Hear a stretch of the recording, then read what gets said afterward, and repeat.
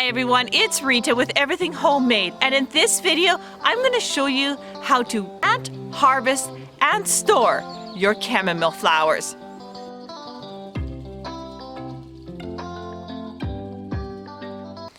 So planting chamomile is actually fairly easy, but there's one critical thing that you need to know in order to succeed, is that when you actually seed chamomile, it actually needs light to germinate, and it's like basil. You get a better germination with basil if you allow light to help germinate. Now, so what I find is when I'm planting chamomile from the very start. Now, when you usually plant chamomile, you only have to plant it once because it'll self-seed. So I'm in zone 2, and it's not a perennial in zone 2, but it's an annual, but it'll come back every year by seed.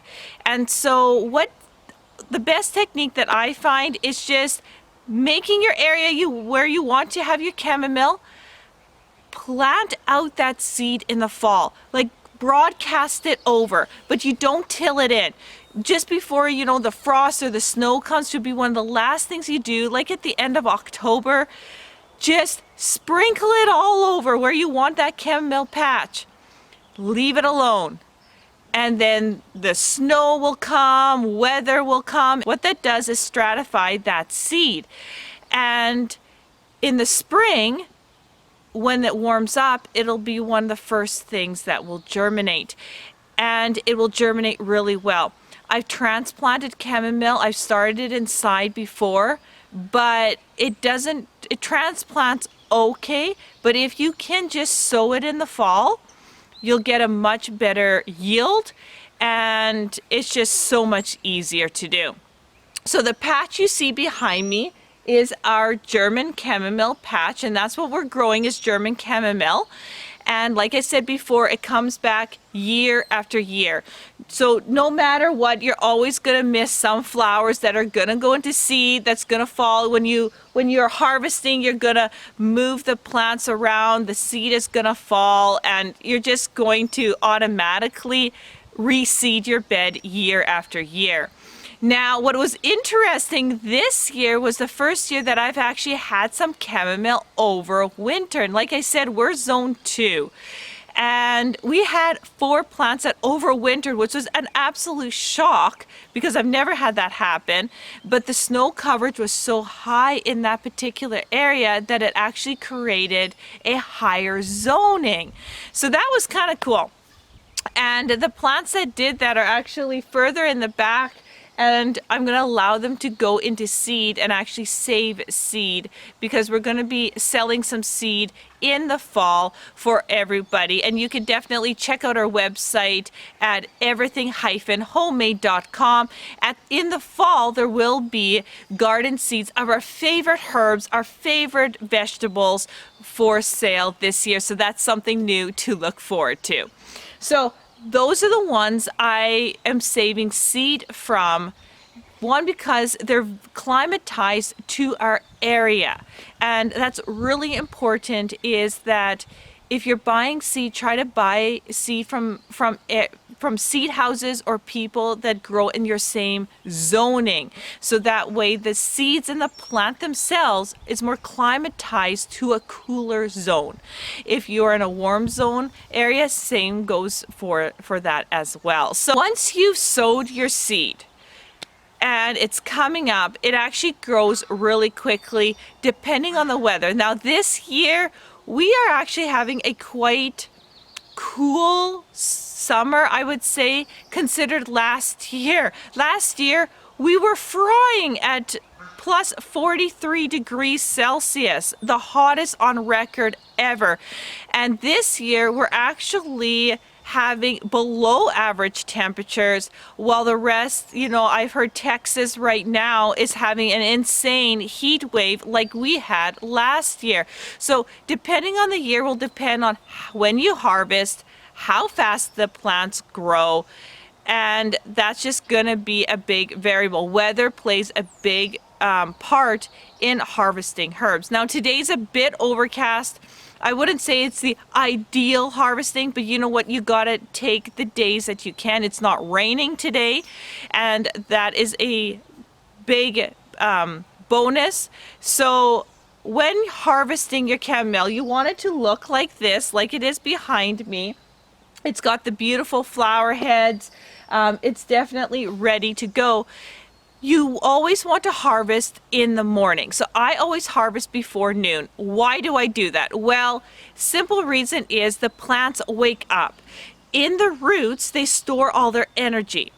And in the morning, that energy goes into the plant, into the leaves, and into the flowers, and you get the best quality chamomile that you can have. Later in the afternoon, let's say about 2-3 o'clock in the afternoon, it goes the opposite way. The plants are starting to go to sleep, and you'll see this in some flowers that are more dramatic in their opening and closing, is that they'll start closing up, and you can actually see when they are kind of going to sleep, and they will do that some as early as 4 o'clock in the afternoon, some more in the evening, but it depends also on the weather. If it's a cooler day, things will close up faster. If it's a warmer day, things will stall until a little bit later in the evening.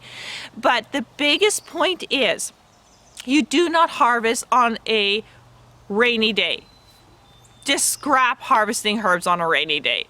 You want to harvest in the morning, and particular on a really nice sunny day. Now, we don't have much sun in the forecast for the next few days. The first harvest of chamomile needs to get done, so we're just going to do it, and today's one of the best days.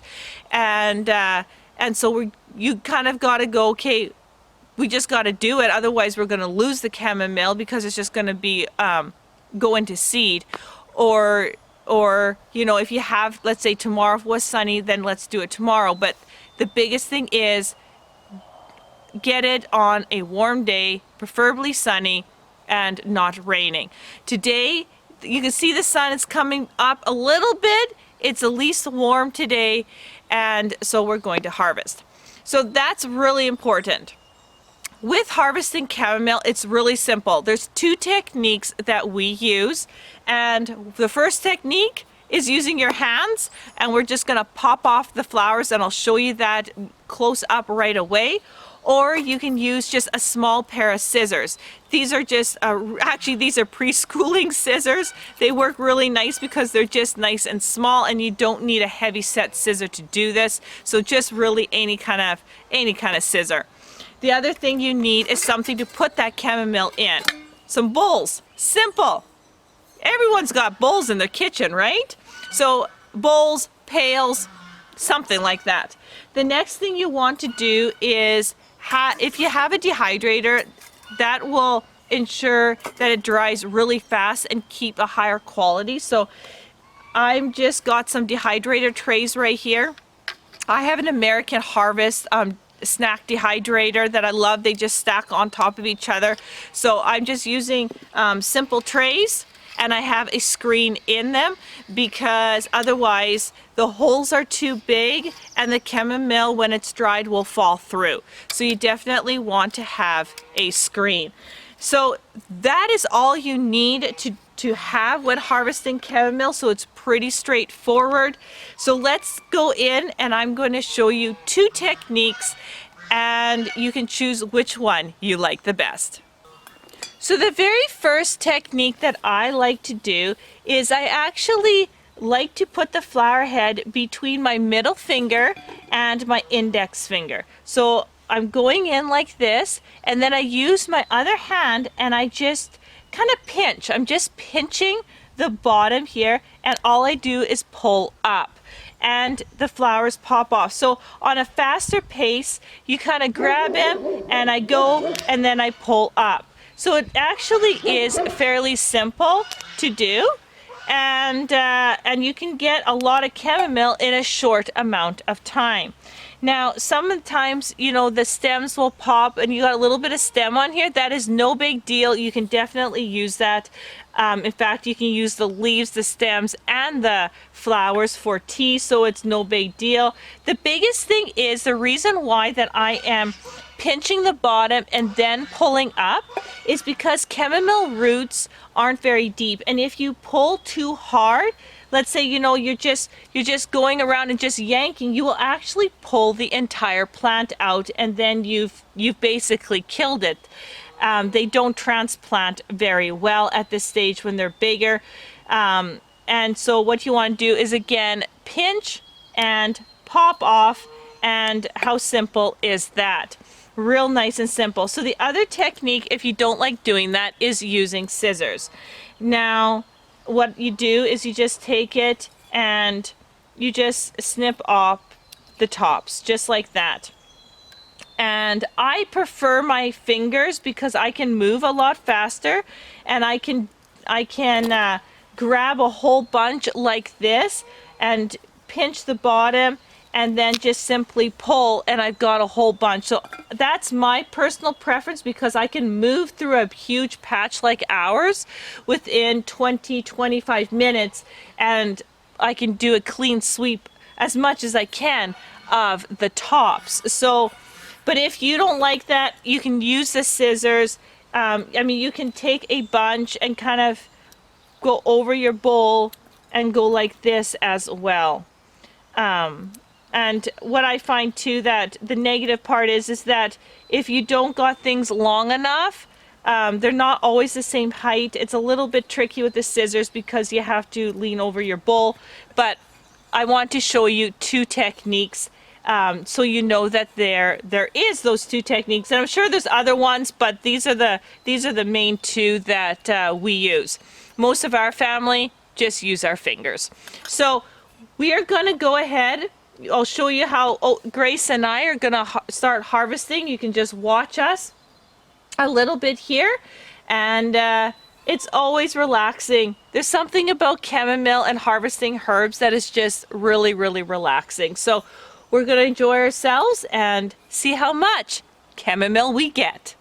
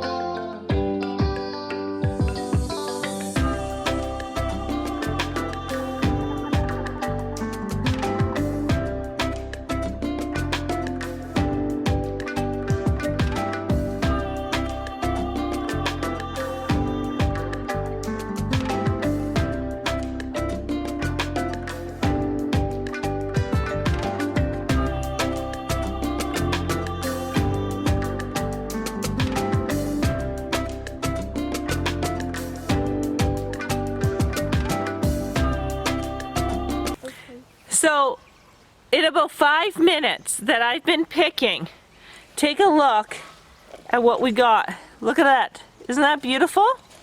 Absolutely. So there's about, I would say if we pack this down, there's about a good solid cup and a half of chamomile flowers only from this little area right there.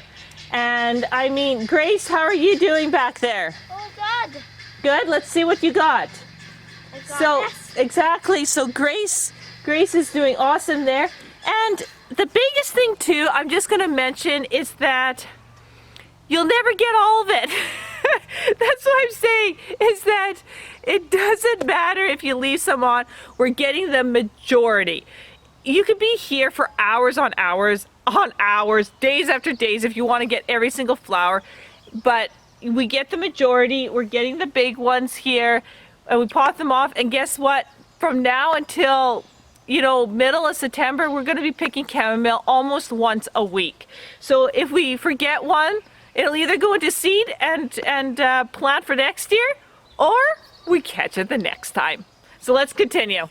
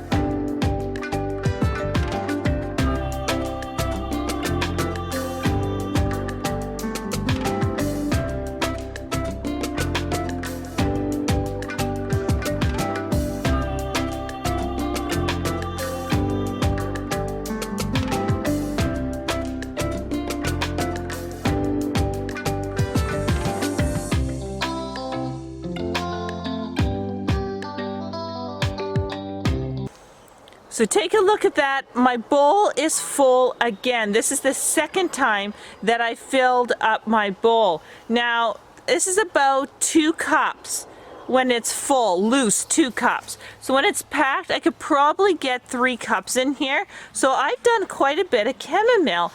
That doesn't include Grace's bowl or Annika's bowl that she has done. Now, let's take a closer look on how we kind of leave. You can still see a lot of flowers on it. But like I said, you can only harvest so much. I mean, we've taken a lot of chamomile off of it already. So all these other little flowers, they're gonna grow up. We're gonna catch them next time. And like I said, you could stay on this patch for hours, but we just pop the biggest ones and get the majority, and then we just let the plant continue growing. The other thing is that's really important to mention here is bees. Bees need food, and this entire flower bed, actually it's not really a flower bed, it's a herb bed, consists of herbs that not only nourish our bodies but also feed the bees. So I don't want to harvest all the flowers. I want the bees to be able to get what they need from them to feed them as well. So it's about balance. You take what you can actually use and you leave the rest. The next time we harvest, we'll grab the biggest ones again, and so forth and so on, but then there's always food for those bees. And you know, just to think about it, not only bees, there's some here that the butterflies love as well, and other pollinators, you know, need that food. So just keep that in mind. So when you got your bowl full, it's really clean. Like if you take a look at this chamomile flower right here, it's super clean. I personally don't bother rinsing them. I let nature rinse them off for me, and we harvest them. I will go through it, you know, if there's any little bugs that I just swoosh off. But in all honesty, this is about as clean as you're gonna get. And if you prefer to rinse them underwater, clean them up even more, then go right ahead. But I just, at this, what I do is I just take them and put them right on the dehydrator tray. So I have my tray here just on my knees at the moment. And what I do is pour my chamomile onto my tray. Now you can actually make this fairly thick. Like, don't be scared to overlap the flowers, because they dry super quick. They dry usually within 1 day on the lowest setting that you have on your dehydrator. So one of my bowls will basically do 1 tray. So just like that.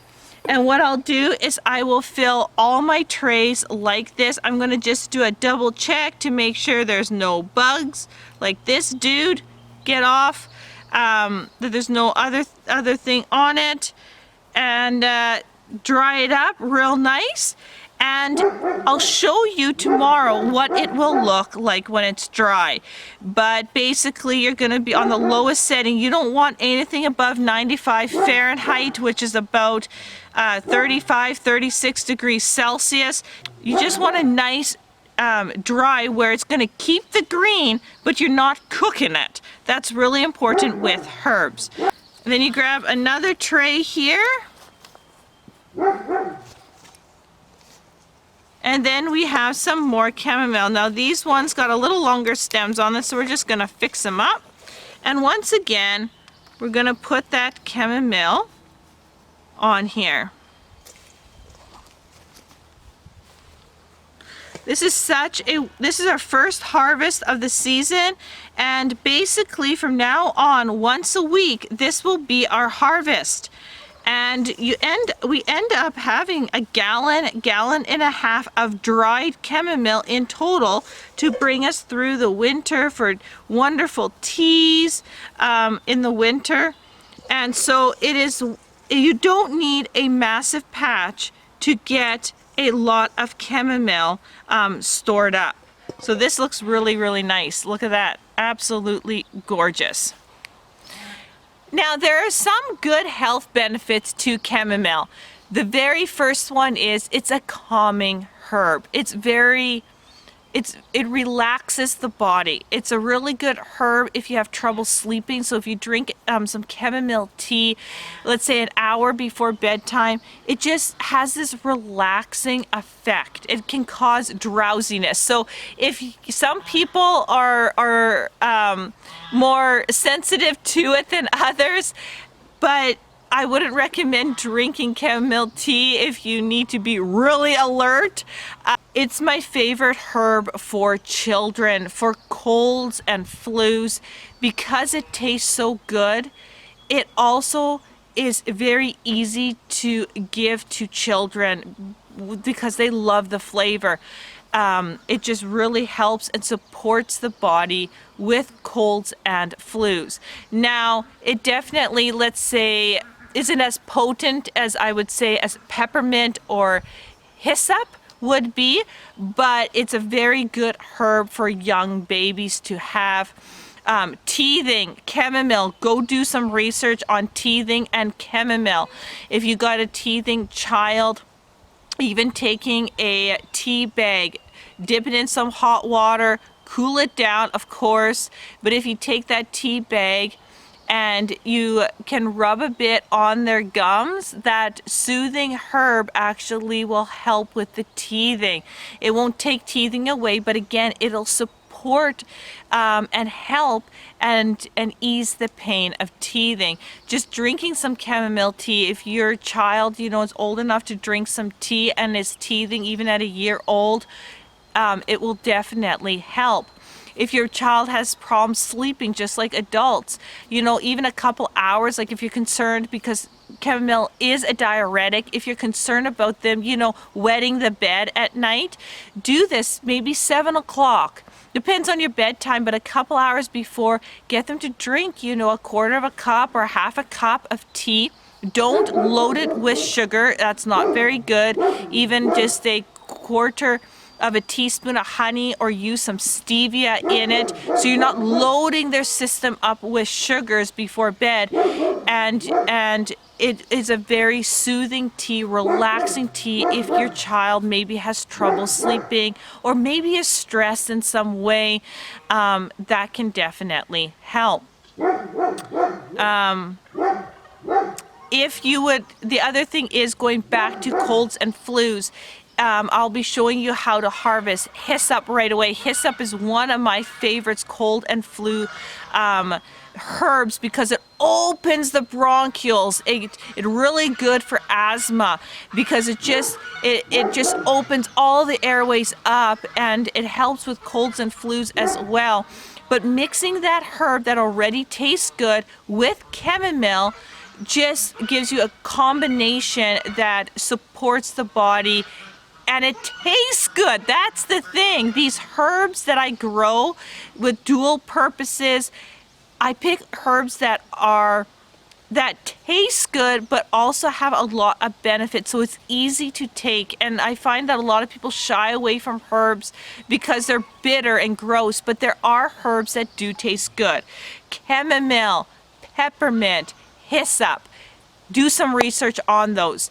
They're delicious herbs. They're also great herbs for baking with, but health properties, I'm just giving you a very quick overview, but if you want to know more, go on Google and take a look, because it's amazing what these herbs can do. And so, as for chamomile, chamomile is great for the skin. You can use chamomile essential oils or a very, very strong tea. You can actually mix into creams. You can use a tincture with chamomile. So there's a lot that you can do. I hope that kind of sparks some interest, and that's the whole purpose. Now is basically do your research and definitely read about German chamomile and the health properties of this wonderful, absolutely beautiful smelling and tasting herb. So I'm gonna put mine on the dehydrator, and I'll show you tomorrow what it looks like dried, and go over on how to store dried chamomile properly.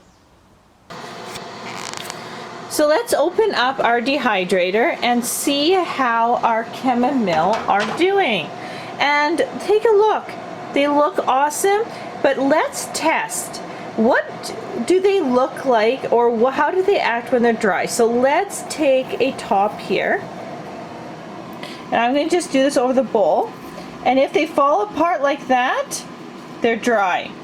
If they don't fall apart easily, then they got some moisture in them, and then you don't want. So let's do that again. We have some here. I'm just going to rub it, and they just easily fall apart. So that's really good. So what I'm going to do, same thing as you see me so many times do with herbs. I take my tray into a bowl that fits it. So you can see here that my entire tray fits. If I wasn't filming with one hand holding the camera, I'd be taking both hands and just kind of brushing off my tray. That's what I would be doing. Okay, into the bowl here. So I'm going to do that with the next one. And we got such a good harvest for the first time this year. Chamomile is an easy herb to grow, which makes it so nice to grow it year by year. And once you plant it once, you have it. So you don't always have to start it, which is exceptionally nice. And I just love the flavor of it. So you can see here, that's a really good harvest for the first harvest of this season. We got a little bit more on this tray as well. And what you want to do is clean up your trays, and then what I like to do is put it into a container. So depending on what kind of container you have, I still, in my main chamomile container, I have a little bit from last year as well. So I'm not going to mix it up. So I'm just going to put this into, oh, I love these peanut butter containers. And all I'm going to do is just put the herb in. And I'm thinking this may even be small, too small for the amount I have, but this is just for demonstration. Get a container that fits, and the biggest and one of the most important things that you need to look for is that it seals. So something that screws on tight, that's airtight, is really important. The other thing that I started to do over the last few years is use silica little pouches. I find that really helps because I do a lot of powders to prevent the powders from really sticking together. And I just save the silica pouches from other things we order. So I take one of these, I plop it in onto the top, then screw my lid on, or I'll do that, you know, with a 3-gallon tub, but it just helps to wick away any little excess of moisture. So I'm really finding this really helpful with herbs, powders, and dried food that we do. So that's something to keep in mind. So once you got your container full, just put that pouch in, store it with the lid on tight, and then put it in a dark room. Always store your herbs in a dark room. Don't have them in a sunny window. Have them in a coolest room as you have, and they'll keep for a long time. So thank you so much for watching. Happy harvesting, and I'll see you on the next video.